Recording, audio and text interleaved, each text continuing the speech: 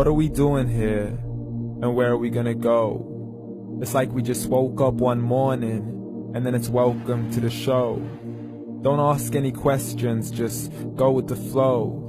Make as much money as you can, and try your best not to get broke. Copy everything you see on the TV, from the hairstyles to the clothes, and don't think too often, just do exactly as you're told.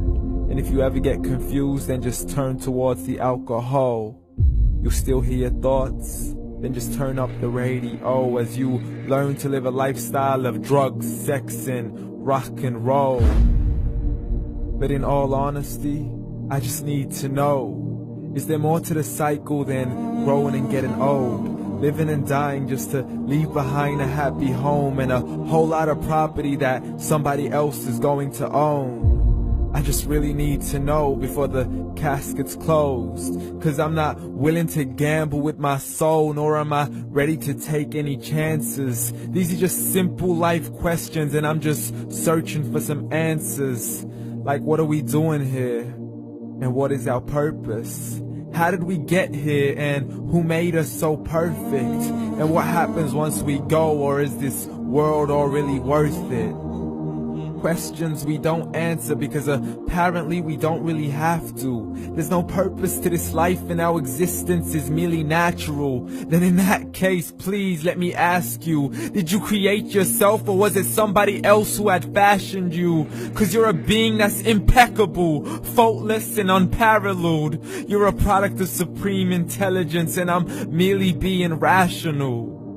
For there isn't a camera on this earth that can come close to the human eye, nor a computer that can compete alongside the human mind. And if the whole world was to come together, we wouldn't be able to create a single fly. So many signs, yet we still deny. As science tries to justify that all this could come from none, when it's a simple sum. 0 plus 0 plus 0 cannot possibly ever give you 1. So from where did all this order come?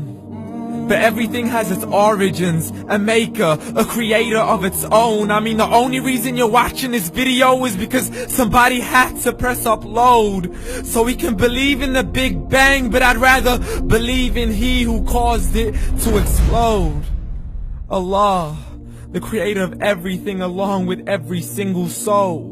The ever-living, the master, the only one who is in control. Unlike his creation, beyond our imagination. And no, he's not a man, nor does he have any partners in association. He's on his own. And no, he did not ever leave us alone. Just like every manufacturer, he left us with an instruction manual. The Quran and Islam, and I'm sorry to jump to conclusions, but it's the only one possible. The only definition of God is the one and only supreme being. It's logical, a book with 0 contradictions, with miracles that are both scientific and historical, all revealed over 1400 years ago. Like the detailed description of the human embryo. The descriptions of the human embryo in the Quran cannot be based on scientific knowledge in the 7th century. To the mountains as pegs holding firm the earth below, and the 2 seas that don't mix in a complete separate flow. To the planets in orbit, alternating night and day as they stay in flow. The expansion of the universe and the creation of everything from H2O. To the stories of the past and the preservation of Pharaoh. To identifying the lowest point in the land where Persia defeated Rome. The gushing fluid that created man in the glands between the ribs and the backbone. And not a word has changed, it's still the same. So please explain how all this was known over 1400 years ago. To a man who couldn't read or write, as he would recite whatever the angels spoke.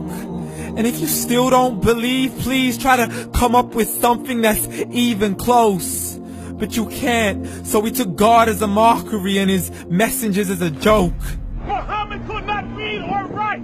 How's somebody who can't read or write gonna start a religion? Dismissed his scriptures as legends and tales of the ancient folk, as we live life according to our whims, desires, and hopes. saying this life is the only home we will ever know. We will live then die, then simply turn to bones. YOLO!